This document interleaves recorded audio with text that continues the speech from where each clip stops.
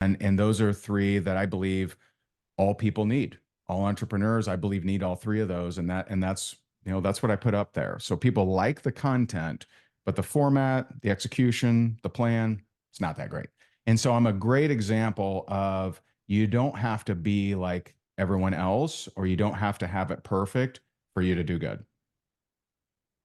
Uh, First of all, thank you. It's very humbling for Tal and I to hear that you think we have a better setup or process than you do.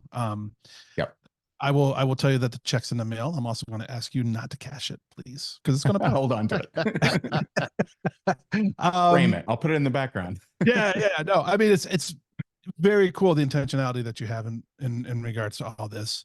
Um, but in to have that focus as kind of like a personal, I don't want to use the word, well, I guess maybe crusade or like, using that new influx of Christ in your life to try to, you know, help out others, help the masses and interweave it is, I think novel and very, very cool.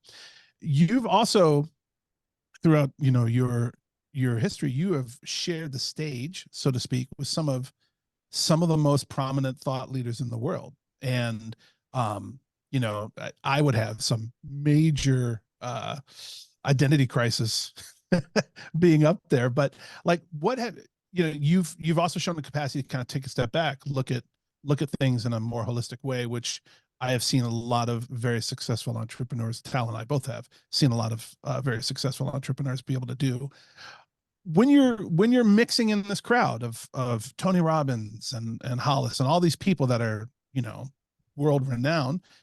What have you learned from them? What do you take from that? And how has that shaped your approach to business and mentorship in life?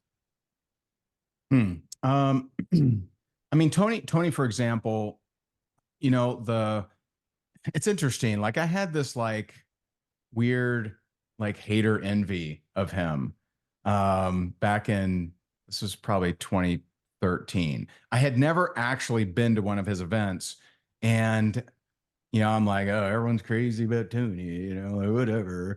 And then I saw him, he spoke at an event that I was speaking at, and I just watched him for like 2 hours, and I'm like, okay, I got it.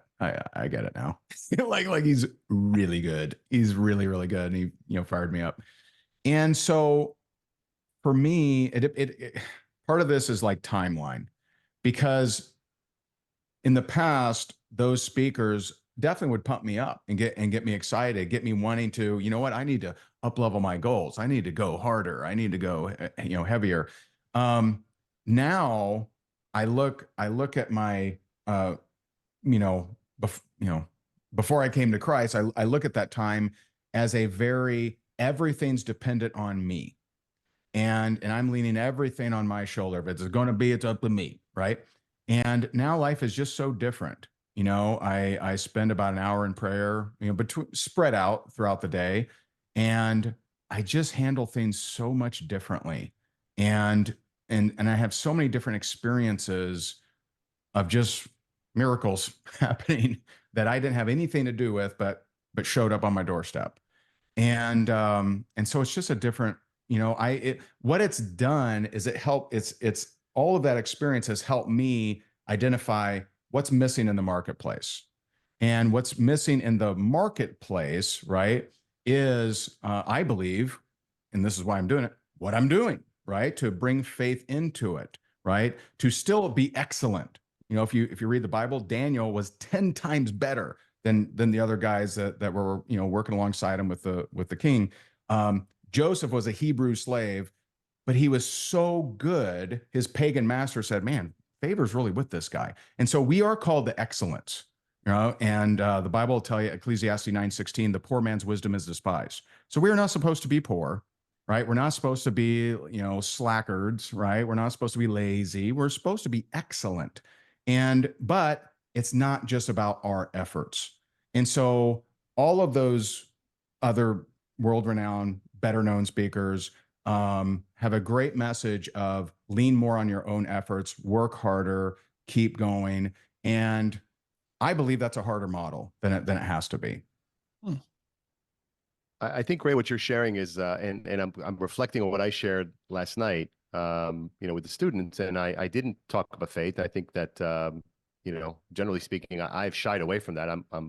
Sure. I have a lot of, I have a lot of feelings about that, and I'm personally a believer, but I tend to focus more on recommending that people find self-awareness and the definition of how and how they go about doing, and kindness as Yeah.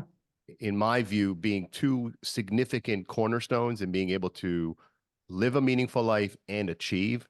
And then the path people choose to get there, I leave to them. But I absolutely understand where you're coming from on that, and I think that anyone in the audience who is a seeker, whether you find it in faith or you find it in meditation or you find it in reading poetry, I think it's a beautiful thing that you go inwards, because generally speaking, that is the path. The path out actually comes from within. And that may not necessarily be the most obvious thing, but that's what I've learned in my life, is that I had to go in order to get through. I want to talk about faith over fear. You talked about that. It's first tell our audience who may be interested in that how they could find out more. Yeah. And and I know we only have you for a couple more minutes. I'd also like to hear you talk about consistency. And that's another thing you mentioned before. In fact, you gave us the quote in the pre-interview: the reason people aren't consistent is always based on an observation they made as a kid. And I think it's a really interesting statement.